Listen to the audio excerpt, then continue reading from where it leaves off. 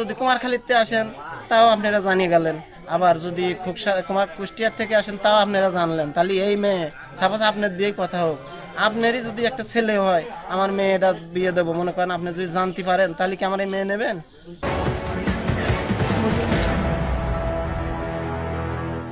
আমার নাম মিন্টু। মিন্টু, জি। আপনার মেয়ে কয়টা? আমার দুইটা মেয়ে।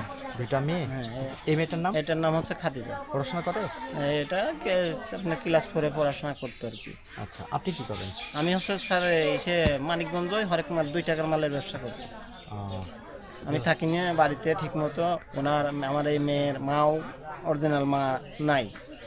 খাদিজার মা হ্যাঁ, অরিজিনাল মাটা মারা গেছে। কয় বছর? ওনার মা মারা গেছে 5 বছর মতো। কয়টা বাচ্চা রেখে গেছে? 2টা বাচ্চা, আমার 2টা মেয়ে। এই খাদিজা আর মুন্নি বড় মেয়েটার বিয়ে দিছি, আর এটাই ছোট? এটা ছোট। আহ, তাহলে এখন প্রশ্ন হলো কি ঘটনা একটু বলেন তো। স্যার আমি থাকি নিয়ে বাড়িতে এই মেয়ে নিয়ে আজ অনেকদিন যাবত, এই যে এই বাড়ির এই ছেলের সাথে অনেকদিন যাবতই অনেক রকমের কথা, অনেক রকমেরই। নাম কি? এই ছেলের নাম হচ্ছে তুষার, বাবার নাম? বাবার নাম আকের। এখন আমি থাকি নিয়ে বাড়িতে, আমি হঠাৎ মারি এই আজকে এসে সালিশও হয়েছে, এটা নিয়ে অনেক কিছুই, মানে কয়দিন আইসে আপনার বাড়ি থাকি নিয়ে হঠাৎ করে আমি শুনতে পারলাম মেয়ে নিয়ে খুব সমস্যা। আমি চলে গেছিলাম, আগের দিন গেছি সন্ধ্যায় সময়, আর পরের দিনই আমি ওইভাবেই ব্যাগ চলে আসছি। আমার অনেক কিস্তি মিস্তি তা আমি চলতে পারিনি, চলে আসছি। আসার পরে আমি শুনলাম মেয়ের খুব সমস্যা। পরে আমি ওনার মক্কেলের কাছে জানালাম যে দেখেন আমার মেয়ে নিয়ে এই বিষয়, এই কাজ। ওনার মক্কেল বলতে কার? ওনার মক্কেল বলতে ওনার সমাজের যে মক্কেল আছে তার জানাই। হ্যাঁ, ছেলের মক্কেলের কাছে জানাই হলো। জানাই নেওয়ার পরে বললো যে ঠিক আছে তুমি যাও, আমি দেখতেছি এটা নিয়ে। পরে ওনারা আসলো, আসার পরে শুনে মিলে তারপরে পরের দিন মেয়ে নিয়ে দাতি করলো, নিয়ে গেল ওনার ইসেতে। কি হয়েছে কি না আল্লাহ জানে, আর ওনারাই জানে, আমি আর পরে কিছু জানি না। এটা নিয়ে অনেক কিছুই হয়ে যাচ্ছে।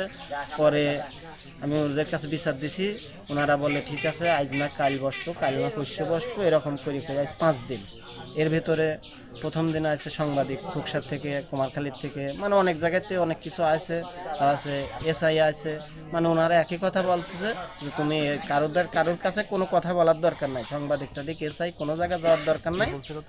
এই মানে ওনারা এই মক্কেলরা কোনো জায়গায় যাওয়ার দরকার নাই, এটা আমরা বসে আমরাই ঠিক করে দিচ্ছি, গ্রাম্য বিষয় আমরাই ঠিক করে দিচ্ছি। এটা এখন না সকালে বসবো, সকালে না বিকেলে বসবো, এটা বললে 5 দিন কাটাইছে। 5 দিন কাটানোর পরে লাস্টে যখন আমি আর কোনো পাই নাই, তখন ভাবছি যে তাহলে আমার আর যখন বিচার হবে না, আমি থানায় যাই। পরে আমার মেয়ে নিয়ে যখন থানায় যাচ্ছি, অর্ধেক পথে যাওয়ার পরে আমার একজন ফোন দিয়ে বললো মনি আমি তো এই বিষয়ে এতদূর জানি না, তো ঠিক আছে তুই যেহেতু আমি যখন জানলাম তো আমার এলাকার বিষয়, তো ঠিক আছে তুই ফিরে চলে আয়। ও ছেলের বাবার সাথে কথা হয়েছে, ছেলের বাপ কয়েছে যে সমাজ যেটা ভালো হয়, সমাজ গ্রামের যেটা ভালো মনে করে সেই যেটা করে দেয় আমি সেটাই মানি নেব, তো তোর যাওয়ার দরকার নেই, তুই চলে আয়। আচ্ছা ঠিক আছে, আমি ফিরে চলে আসছি, আমি আর যাই না গেলে পরে এই পরের দিন বেলা 9টায় বসার কথা, সেটা বসলে হচ্ছে 11টায়। আচ্ছা যাই, ছেলে এই ঘটনা হচ্ছে বৃহস্পতিবার। ছেলেও নিয়ে আসলো, নিয়ে আসার পরে বসার পরে সবাই ছেলের কাছ থেকে মেয়ের কাছ থেকে সবার কাছ থেকেই শুনলো, গ্রামের লোকজনের কাছ থেকে শুনলো। শোনার পরে তারা একবারে এই বললো, মেয়ের কাছ থেকে করার পরে সবাই সিদ্ধান্ত নিল যে ঠিক আছে যেটা হবার হয়ে গেছে, এটা নিয়ে আর কোনো নাই, ছেলে আর মেয়ে এখন বিয়ে হবে, আপনারা একই কোন গ্রামের লোকও সবাই একই কথা, আমাদের যে গ্রামের মেম্বার ছিল সেও একই কথা, সেও সবই বললো ঠিক আছে বিয়ে হবে। পরে সালিশনামা টামা সব লিখে নিয়ে এর মাঝে হচ্ছে কেন ওই ছেলের মামা হচ্ছে একটা পুলিশের চাকরি করে, সে বলল আয় তো দেখি কিটা পুলিশ কিটা কি সাংবাদিক সময় নাই, পুলিশ কি করে দেখ ফোনে কয়া ছেলের নিয়ে মনে করেন ছেলের নিয়ে চলে গেছে।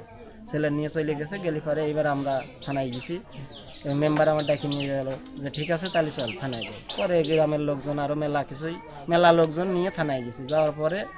থানায় যাওয়ার পরে ওসি স্যারের সাথে কথা বলা হইলো, সবাই ওসি স্যার বলতেছে যে এখন আপনার এই ঘটনা হয়েছে 5 দিন আগে, এই 5 দিন আগে ঘটনা হয়েছে, তো এখন আমি কেস নেবো কী করি, আপনার কাছে সাংবাদিক গেছে, এসআই গেছে, আপনি কোনো গুরুত্ব দেন নাই, তা আমি কী করে দেবো এই করবো। আমি বললাম দেখেন স্যার আমার তো গ্রাম্য বিষয়, এই বিষয় আজকে বসি কালকে বসি এই পর্যন্ত করে আমার এই অবস্থা করছে।